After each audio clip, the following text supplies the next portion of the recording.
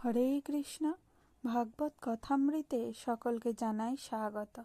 এই ভাগবত কথামৃত যদি আপনাদের ভালো লাগে অবশ্যই চ্যানেলটি সাবস্ক্রাইব করে দেবেন। ভিডিওটি স্কিপ না করে পুরোটা শুনুন, আশা করি ভালো লাগবে। হরে কৃষ্ণ, হরি বল। জনিতায় আজ 23 মার্চ 2026 সোমবার। প্রতিদিনের অনলাইন সৎসঙ্গ শুরু করার আগে আমি আমার গুরুপাদ পদ্মে শ্রীচরণে অহেতুকী ভক্তি প্রার্থনা করি। ভক্তি সিদ্ধান্ত সরস্বতী গোস্বামী প্রভুপাদের শ্রীচরণান্তিকে শতকোটি ভক্তি প্রণাম জানায়। শ্রী শ্রী শ্যামদাস বাবার চরণে ধন্যবাদ প্রণাম এবং অহেতুকী ভক্তি প্রার্থনা করি। গৌরাঙ্গ পরিবারের সমস্ত ভক্তদেরকে আমি জানাই ধন্যবাদ প্রণাম এবং সকলের কাছে আমি কৃপা এবং আশীর্বাদ প্রার্থনা করি।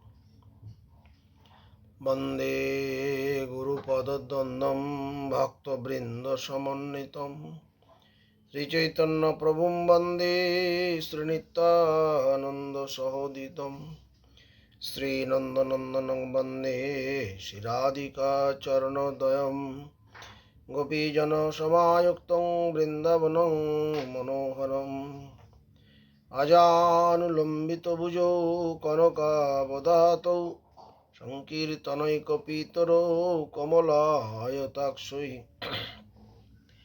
বিশ্বম্ভরো দ্বিজবরো যুগধর্মপালো বন্দে জগৎপ্রিয়করো করুণাবতারো নমামি গঙ্গে তব পাদ পঙ্কজম সুরাসুরৈর্বন্দিত দিব্যরূপম ভক্তিম চ মুক্তিম চ দদাসি নিত্যম ভবানুরূপে সদা নরানম ধ্যেয়ং সদা পরিভবনম অভীষ্টতোহম তীর্থাস্পদম শিববিরিঞ্চিনুতম শরণ্যম প্রণতপালম ভবাব্দিপোতম বন্দে মা পুরুষতে চরণারবিন্দম বাগীশযস্য বদনে লক্ষ্মীর্যস্য চ বক্ষসে যস্যস্তে হৃদয় সংবিত তম নৃসিংহমহং ভজে। গঙ্গা তরঙ্গ রমণীয় জটা কলাপম গৌরী নিরন্তর বিভূষিত বাম ভাগম নারায়ণ প্রিয় মনঙ্গমদা অপহারম বারাণসী পুরপতি ভজ বিশ্বনাথম শ্রীকৃষ্ণ চৈতন্য প্রভু নিত্যানন্দ শ্রী অদ্বৈত গদাধর শিবাসদি গৌরভক্ত বৃন্দ জয় রূপ সনাতন ভট্ট রঘুনাথ শ্রীজীব গোপাল ভট্ট দাস রঘুনাথ নারায়ণং নমস্কৃত্যং নরং চৈব নরোত্তমং দেবীং সরস্বতীং ব্যাসং ততো জয়মুদীরয়েৎ। ওম হরে কৃষ্ণ কৃষ্ণ কৃষ্ণ হরে হরে হরে রাম রাম রাম হরে হরে। গৌরী গোষ্ঠীপতি ভক্তি সিদ্ধান্ত সরস্বতী ঠাকুর প্রভুপাদ পরমহংস জগৎগুরু জানিয়েছেন যে যে স্থানে হরিকীর্তন হয়, ভগবত ভক্তগণ যে স্থানে অবস্থান করেন, ভগবানের একনিষ্ঠ ভক্ত যিনি ভক্তদেরকে নিয়ে যেখানে ভগবত কথা কীর্তন আলোচনা করেন, সেই স্থানকে প্রভুপাদ বলছেন ধাম ছাড়া আমি কিছু বোধ করতে পারি না। তাহলে প্রভুপাদ কি বললেন? ভগবত ভক্তগণ যেখানে অবস্থান করেন, নিরন্তর ভগবত কথা কীর্তন করেন, আলোচনা করেন, সেই স্থানকে আমি ধাম ছাড়া কিছু মনে করতে পারি না। সেসব স্থান হচ্ছে ধামের চিৎবিলাস ক্ষেত্র। সেই স্থান বিষ্ণুর অধিষ্ঠান ক্ষেত্র। প্রত্যেক হৃদয়ে, প্রত্যেক অণু পরমাণুতে সেই ভগবানের নিত্য অংশ রয়েছে। যেদিন গুরুদেবের কৃপা হৃদয়ে স্ফূর্তি হবে, সেদিন আমরা এটা দর্শন করতে পারব। গুরুদেবের কৃপা যতক্ষণ না হবে ততক্ষণ এই দর্শন আসাটা সম্ভব নয়। চৈতন্য মহাপ্রভু গৌর সুন্দরের যে দয়া, সেই দয়াটা বিচার করলে দেখা যাবে যে গৌর সুন্দর বলেছেন কৃষ্ণ সংকীর্তন হচ্ছে একমাত্র মানব জাতির একমাত্র কৃত্য, একমাত্র করণীয়।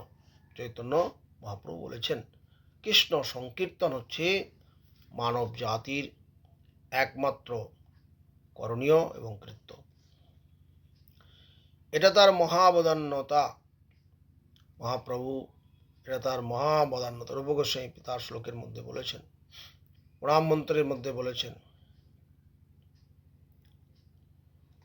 নম মহাবদান্যায় কৃষ্ণ প্রেম প্রদায়তে। এটা তার মহাবদান্যতা। দেবশ্রেষ্ঠ দেব দেবীদের শ্রেষ্ঠ গণের, এমনকি ভক্ত শ্রেষ্ঠ উদ্ধব এবং নারদেরও অগম্য ব্যাপার কৃষ্ণ সংকীর্তন হতে জীব পেতে পারে। নারদাদির অগম্য এই কৃষ্ণ সংকীর্তন হতে জীব পেতে পারে। তাহলে সংকীর্তন হচ্ছে এত বড় কথা বলেছেন। তো শ্রী গৌরাঙ্গদেব কোনো সমন্বয়বাদী নন। তিনি সর্বজীবের সর্বাপেক্ষা অধিক মঙ্গল যাতে হয় সে কথা তিনি বলেছেন। জগতের লোক যে সকল কথা শ্রেষ্ঠ বলে মনে করেছেন, জগতের লোক যে সকল কথা শ্রেষ্ঠ বলে মনে করেছেন, শ্রী চৈতন্যদেবের কথা শুনলে সেগুলো সব অপূর্ণ বোধ হবে, দুর্বল বোধ হবে। জগতের মানুষ যা শুনেছেন আর চৈতন্য মহাপ্রভুর কথা শুনলে, প্রভুপাদের কথা শুনলে সেগুলো সব অপূর্ণ বোধ হবে, ছোট বোধ হবে। জগতে যে ক্ষুদ্র ক্ষুদ্র সাধন প্রাণীর কথা মনোধর্মী সম্প্রদায় তারা সেগুলোকে ফুলিয়ে ফাঁপিয়ে বলে থাকেন, এগুলো বঞ্চনাময়ী প্রণালী। গৌর সুন্দর সেগুলো বঞ্চনা করবার জন্য গৌর সুন্দর আসেন নাই। গৌর সুন্দর প্রকৃত মঙ্গলের জন্য, জীবের যাতে প্রকৃত মঙ্গল হয় সেই জন্য গৌর সুন্দরের অবতরণ। তো কৃষ্ণ নাম হচ্ছে সাক্ষাৎ শ্রীকৃষ্ণ। কৃষ্ণ নাম সংকীর্তন করলে জীবের দুর্বুদ্ধি, নাস্তিকের নাস্তিকতা সব চলে যায়। মায়াবাদী প্রকাশানন্দ তার সাক্ষী। প্রকাশানন্দ মায়াবাদী ছিলেন। তিনি যখন কৃষ্ণ মহাপ্রভু চৈতন্য মহাপ্রভু আশীর্বাদ কৃপা পেলেন তখন তিনি হরিনাম সংকীর্তনে মেতে উঠেছিলেন। উৎকল সম্রাট প্রতাপরুদ্র তার প্রমাণ। উৎকল সম্রাট প্রতাপরুদ্র হচ্ছে তার প্রমাণ। কৃষ্ণ সংকীর্তনে গাছের মুক্তি, পাথরের মুক্তি, পশু পক্ষীর মুক্তি, স্ত্রী পুত্র পুরুষ সকলের জীবের মুক্তি হতে পারে। এটা তার প্রমাণ হচ্ছে মহাপ্রভু যখন ঝাড়িখণ্ড বনের মধ্যে যাচ্ছিলেন তখন মহাপ্রভু এই সমস্ত বৃক্ষ লতা পশু পাখি এদেরকে হরিনাম করিয়েছিলেন। এটা হচ্ছে তার প্রমাণ। তো কৃষ্ণ সংকীর্তন, কেবল কৃষ্ণ সংকীর্তনে একমাত্র মঙ্গল হতে পারে। গৌর সুন্দর সকলের মঙ্গলের জন্য, পশু পাখি উদ্ভিদ প্রত্যেক মানব জাতির মঙ্গলের জন্য জগতে এসেছিলেন।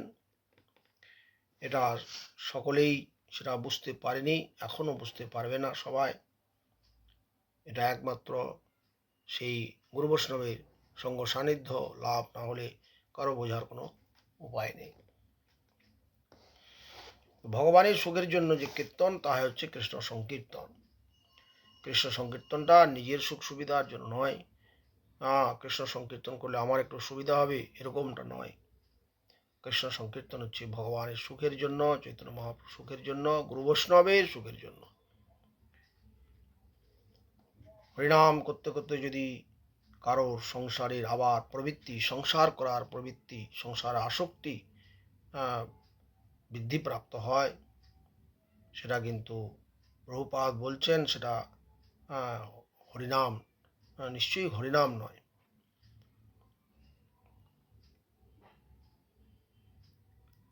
নাম সংকীর্তন দ্বারা সংসারের আসক্তি কেটে যাবে, আস্তে আস্তে সংসারের আসক্তি কাটবে। অসারত্ব, সংসার যে অসারত্ব তুচ্ছ বোধ হবে, অনুভব হবে। বিষয় আর ভালো লাগবে না, অনর্থ দূর হবে, চিত্ত আস্তে আস্তে নির্মল হবে, স্থির হবে, অশান্তি চলে যাবে, প্রেম লাভ হবে এবং চিরশান্তি লাভ হবে। আর যদি না হয় তাহলে কিছু গলদ আছে, ভজনের মধ্যে কিছু ভেজাল ঢুকে আছে, ঠিকমতো সাধুসঙ্গ হচ্ছে না, হরিনাম ঠিকমতো হচ্ছে না। হরিনাম ঠিকমতো হলে এগুলো সব বোধ হবে, সংসারে আসক্তি চলে যাবে, সংসারে অসারত্ব, তুচ্ছ তাচ্ছিল্য অনুভব হবে, অনর্থ দূর হবে, প্রেম আনন্দ সেদের মধ্যে আসবে। আর যদি আমি তা না করি, যদি তা না হয়, তাহলে জানতে হবে আমি কি করছি, আমার আচরণের মধ্যে কোনো অসুবিধা আছে, বা গুরু বৈষ্ণবের নির্দেশকে আমরা ফলো করতে পারছি না, এর মধ্যে কোনো ভেজাল ঢুকে আছে। তো হরিনাম সংকীর্তন করলে আনন্দ আসে না, এটা হতে পারে না। চৈতন্য মহাপ্রভু অনেকভাবে বিচার বিবেচনা করে এই কৃষ্ণ সংকীর্তনকে জীবের কাছে তুলে দিয়েছেন। তো আমরা যদি হরিনাম করি, আমাদের প্রকৃত শান্তি লাভ হবে। বাঞ্ছা কল্পতরুশ্চ কৃপা সিন্ধু পতিতানাং পাবনেভ্যো বৈষ্ণবেভ্যো নমো নমঃ। হরে কৃষ্ণ। বহুত বহুত ধন্যবাদ। এই ভাগবত কথামৃত ভালো লাগলে অবশ্যই কমেন্টে জানাবেন।